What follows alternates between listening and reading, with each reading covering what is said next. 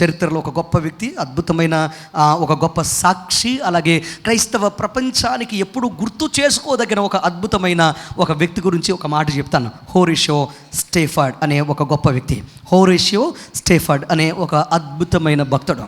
ఆయన తన జీవితంలో, తన బ్రతుకులో ఒక పాట రాశాడు. ఏమనంటే, it is well with my soul అనే ఒక పాట రాశాడు.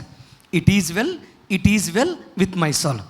ఏమనంటే, అంతా బాగుంది, అంతా మన మంచికే, అంతా మంచిగా జరుగుతుంది నా హృదయమా అని తన హృదయంతో చెబుతూ ఈ మాట రాశాడు ఈ పాటగా. ఇంచుమించుగా 1800 సంవత్సరం నుండి ఇప్పటి వరకు కూడా ఆ పాట విపరీతంగా క్రైస్తవ ప్రపంచంలో ఒక ఉర్రూతలోగిస్తూ ఉంది. చనిపోవాలనుకున్న వారికి, కట్టుకున్న వారిని కోల్పోయిన వారికి, కన్నవారిని కోల్పోయిన వారికి, అలాగే జీవితాలను కోల్పోయిన అనేక మందిని బ్రతికించే, చావాలను కోరుకునే వారిని బ్రతికించిన అద్భుతమైన పాట, సాక్ష్యము ఆ గొప్ప అద్భుతమైన భక్తుని యొక్క జీవితం. ఎప్పుడు రాశాడు, ఎలా రాశాడు చెప్తాను వినండి. అతడు ఒక పెద్ద లాయర్ మాత్రమే కాదు, పెద్ద బిజినెస్ మ్యాన్. చికాగో అనే నగరంలో సామాన్యుడు కాదు, చాలా గొప్ప వ్యక్తి. రాజకీయంగా కూడా చాలా పేరున్నవాడు, అంతటి గొప్ప ఉన్నతమైన స్థాయిలో ఉన్నవాడు.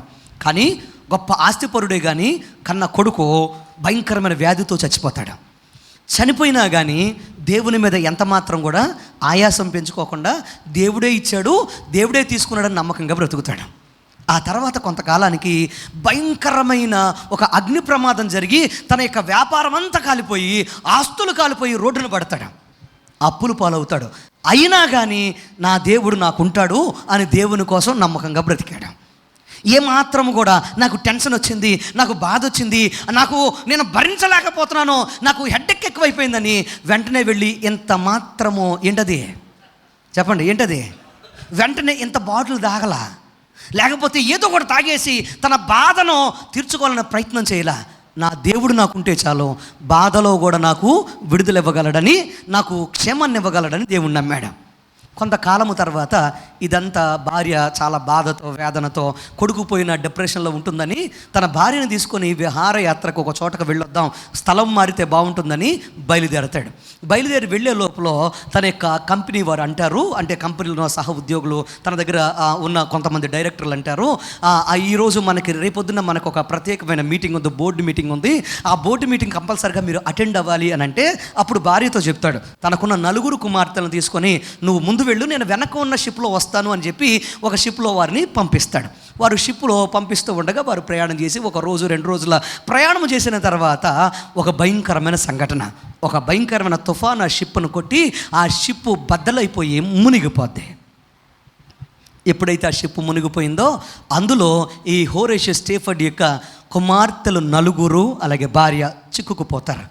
కళ్ళ ముందు చూస్తూ ఉండగానే తన కుమార్తెలను బ్రతికించుకోవాలన్న ప్రయత్నంలో, ఆ తల్లి ప్రయత్నంలో ఆ కుమార్తెలు పట్టుకొని ఒకరి చేతితో ఒకరిని పట్టుకొని రక్షించుకుందామని ప్రయత్నం చేస్తూ ఉండగా ఆ షిప్ మునిగిపోతూ ఆ పైన ఒక్కొక్కరుగా తన కుమార్తెలు జారి భయంకరమైన అట్లాంటిక్ సముద్రంలో పడిపోతూ ఉంటే, భయంకరమైన ఆ చలి కలిగిన బాగా దాన్ని ఏమంటారంటే మంచుతో కూడుకున్న, లేకపోతే భయంకరమైన ఐస్ అయిపోయేంత భయంకరమైన నీటి మధ్యన పడిపోతూ చనిపోతూ ఉంటే ఏం చేయాలి నిస్సహాయ స్థితిలో ఆమె కూడా ఒక్కొక్కరిని జార విడుచుకుంటూ అలాగే చూస్తూ ఉండిపోద్ది.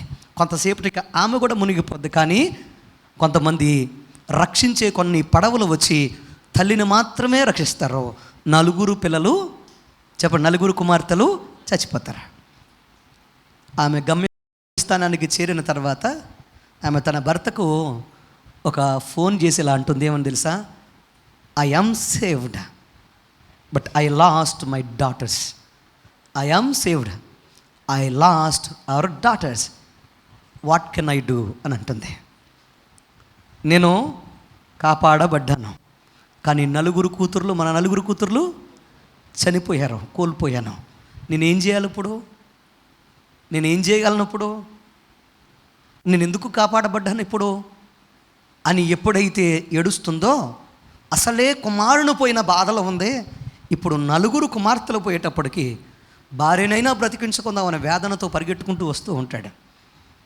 మరొక షిప్ను పట్టుకొని వస్తూ ఉండగా ఆ షిప్పు అట్లాంటిక్ సముద్రంలో కొంత దూరం ప్రయాణం చేసిన తర్వాత వాడు నావికుడు వచ్చి, అంటే దాని కెప్టెన్ వచ్చి, ఇతడు బాగా పేరున్నవాడు కనుక వచ్చి చెప్తూ ఉంటాడు, అయ్యా ఈ స్థలంలోనే నీ 4 కుమార్తెలో చనిపోయింది, ఈ స్థలమే నీ 4 కుమార్తెలు అలాగే అనేక మందిని మింగేసిన స్థలము అనగానే అక్కడ నిలబడి ఆ స్థలాన్ని చూస్తూ కంటి వెంట వస్తున్న కన్నీటిని అదుముకుంటూ ఒక పేపర్ పెన్ ఇవ్వమని ఇలా వ్రాయడం మొదలుపెట్టాడు.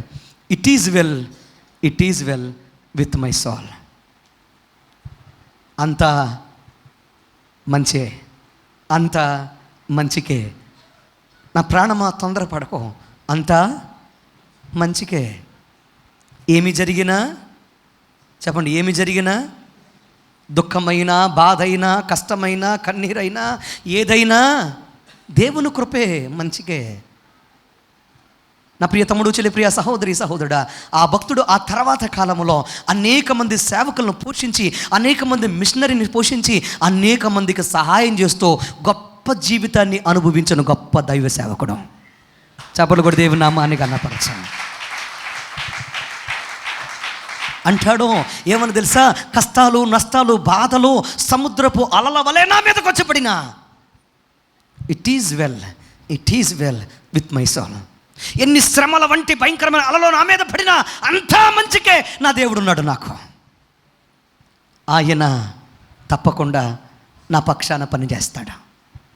ఈరోజు ప్రియ తమ్ముడు, చెల్లి, ప్రియ సహోదరి, సహోదరుడా, ఆధారాన్ని కోల్పోయి ఒకవేళ నా అనేవారు లేక, ఒకవేళ దరి చేర్చేవారు లేక, దగ్గరికి తీసుకునేవారు లేక, ఒకవేళ నీ జీవితంలో అల్లకల్లోలం అయిపోతుందేమో నీ స్థితి, నీ పరిస్థితి. It is well with your soul. అంతా నీ జీవితంలో దేవుడే చూసుకుంటాడు. పోయిన దాని గురించి ఆలోచించకో, నా దేవుడు సమర్థుడు, నేను తప్పకుండా ఆయన పట్టుకుంటాడు. దేవునికి స్తోత్రం చెప్పండి. హల్లెలూయా.